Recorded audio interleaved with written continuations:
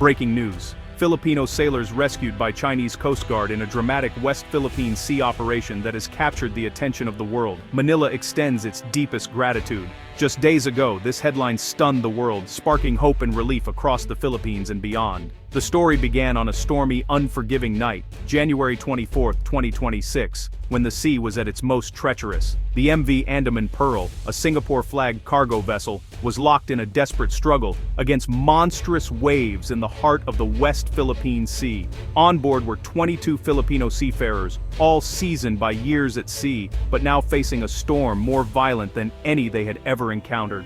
Lightning split the darkness, illuminating the chaos as winds howled and waves battered the ship mercilessly, threatening to tear it apart.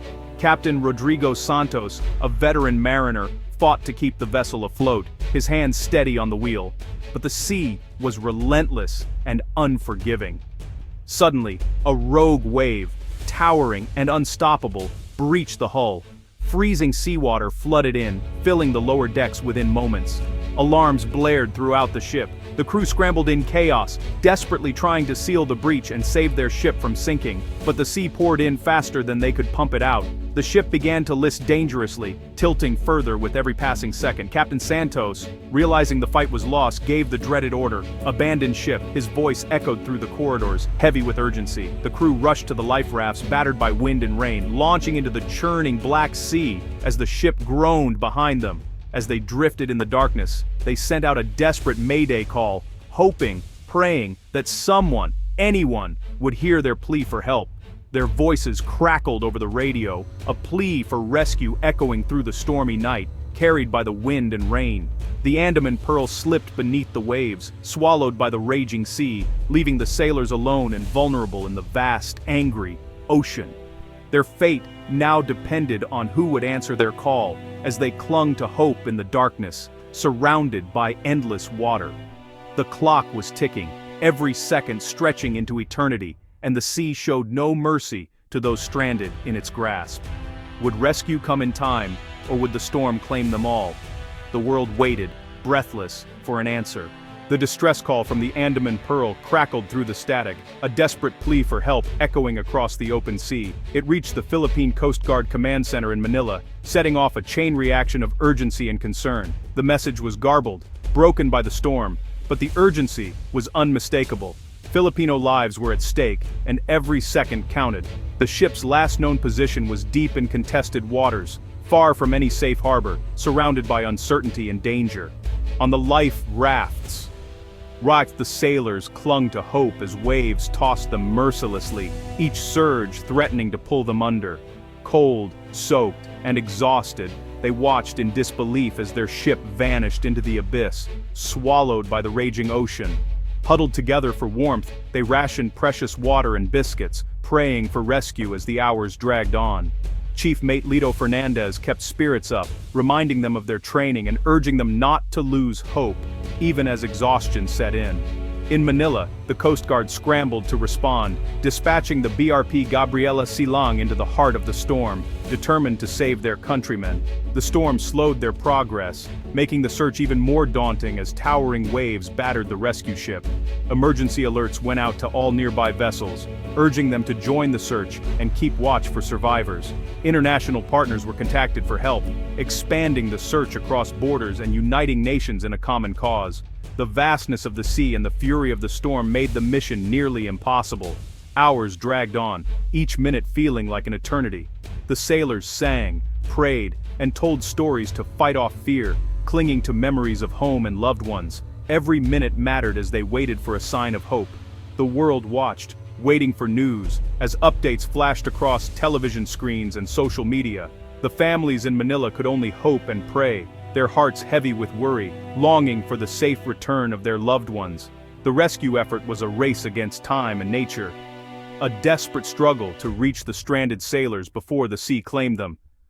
Would anyone reach them before it was too late? The searchlights swept the dark waters, searching for any sign of life. The sailors' survival depended on a miracle, their eyes fixed on the horizon, hoping for rescue.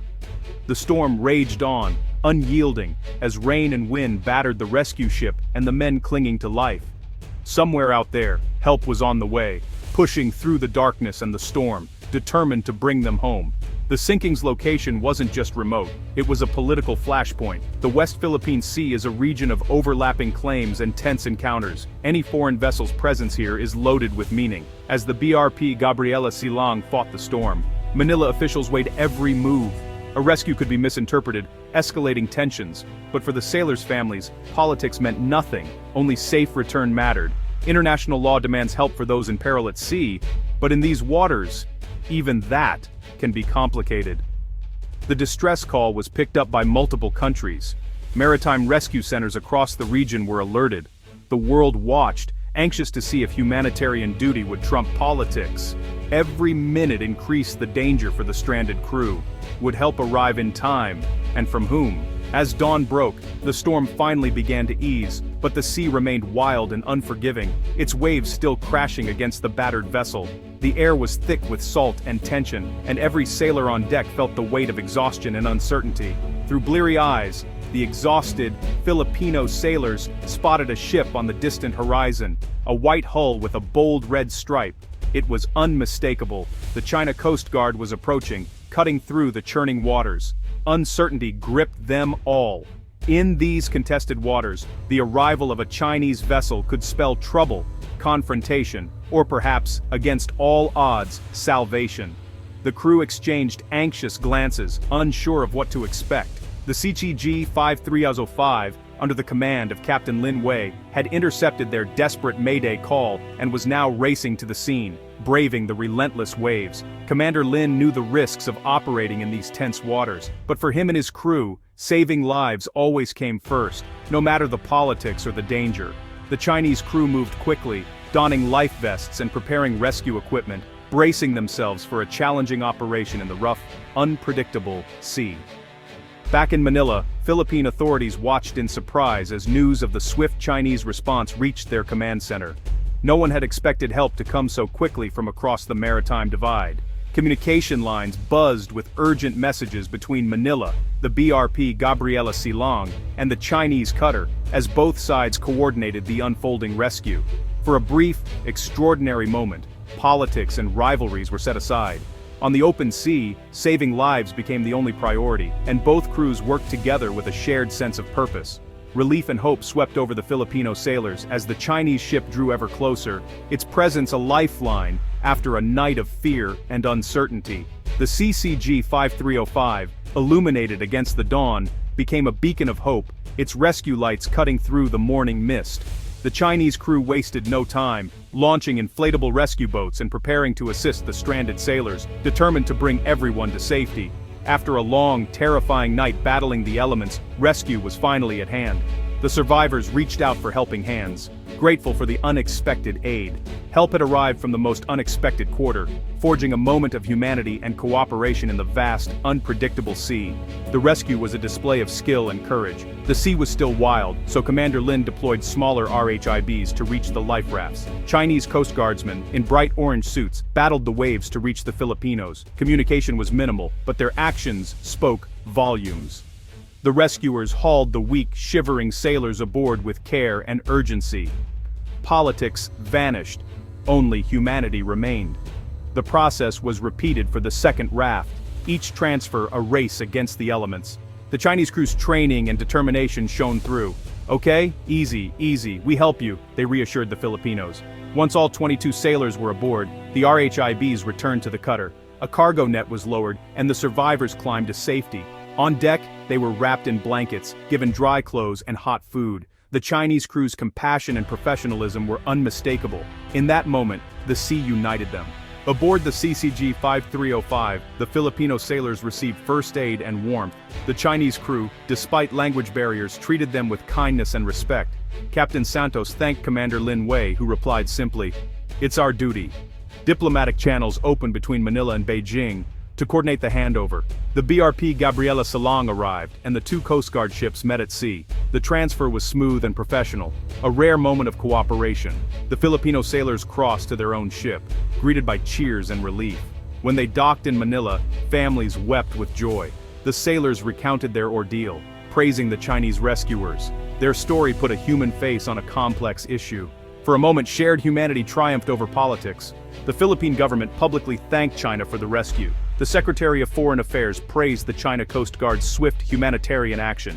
The Philippine Coast Guard echoed this, emphasizing that saving lives transcends all else. In life and death at sea, we are all mariners first, the PCG commandant said. From Beijing, the response was equally gracious. It is only natural for us to help each other in times of need. Both sides highlighted the rescue as a model for cooperation. For a brief moment, conflict gave way to partnership and respect.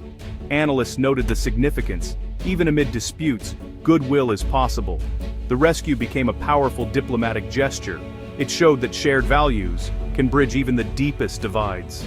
The West Philippine Sea has long been a source of tension and conflict. Competing claims, rich resources, and past confrontations have fueled mistrust. Incidents like the 2019 Gemver sinking sparked outrage and crisis. Against this backdrop, the Andaman Pearl rescue stands out as a rare act of cooperation.